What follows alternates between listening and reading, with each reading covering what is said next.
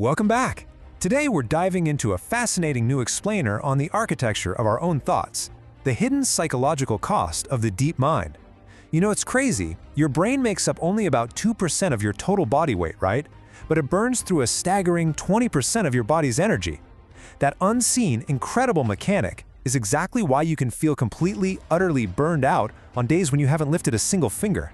So today, we're going to uncover the hidden psychological cost of this deep mind and explore why resting your physical body doesn't always mean you're actually resting yourself. Have you ever felt emotionally tired, even after doing absolutely nothing? Seriously, take a second and really think about that feeling. Have you ever found yourself just sinking into the couch at the end of a totally quiet day, feeling entirely emotionally depleted?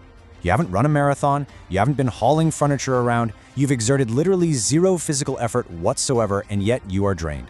It's a profound mystery, isn't it? It leaves so many people quietly wondering if, I don't know, maybe something is fundamentally wrong with them. But what if the answer isn't weakness at all?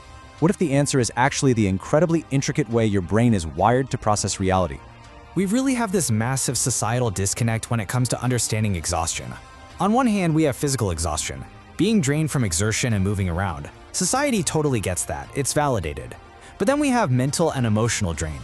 This is an exhaustion born purely from how your brain processes reality. And that is an entirely different beast.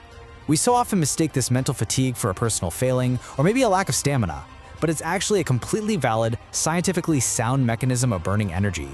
It's not your muscles lifting heavy weights, you know? It's your mind carrying an invisible anchor.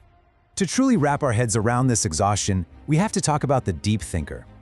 A deep thinker is a person who doesn't just experience life, but analyzes every emotion, every word, and every possibility. They don't just let life casually pass them by. They aren't passive observers of their surroundings, they are relentless, active processors. So while someone else might let a casual conversation wash right over them and literally forget about it 5 minutes later, a deep thinker captures every single detail. They turn it over, they examine it from every possible angle. Now let's look at the overdrive of the deep mind. We're talking about analyzing conversations, processing complex emotions, calculating future possibilities, and searching for hidden meanings.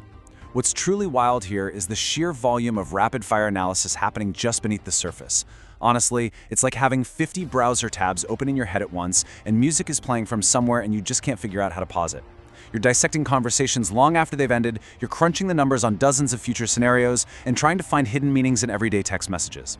To the outside world, you look like you're sitting perfectly still, but inside, your mind is sprinting on a high-speed treadmill. So, how does this actually happen? Well, it essentially works as a continuous chain reaction. Step 1. Experience life intensely. Because of that raw intensity, you automatically move to step 2. Analyze the unseen details. You start picking up on things most people miss entirely. Ultimately, this hyper-awareness leads to step 3. Absorb the emotional weight most people ignore. Through this exact process, the deep mind takes fleeting everyday moments and transforms them into heavy, invisible objects. And you just carry them around with you all day long. Let's run through the usual suspects in this psychological investigation. We've got our 4 mental battery drains. The traits are overanalysis, emotional sensitivity, empathy, and constant self-awareness. And the result for every single one of them? They slowly drain mental energy. Think of these exact traits like background apps running on your smartphone. Even if you aren't actively focusing on them, your profound empathy or that constant self-awareness, they're quietly siphoning away your battery life in the background. No wonder you're running on 1% by dinner time, right? When we step back, the intersection of psychology, neuroscience, and real life is exactly what we're looking at here. This is where the science violently collides with our day-to-day experience. This isn't just abstract psychological theory.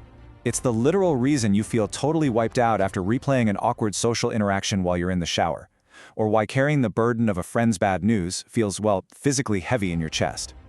The mechanics of a deep mind create a hidden but very, very real cost.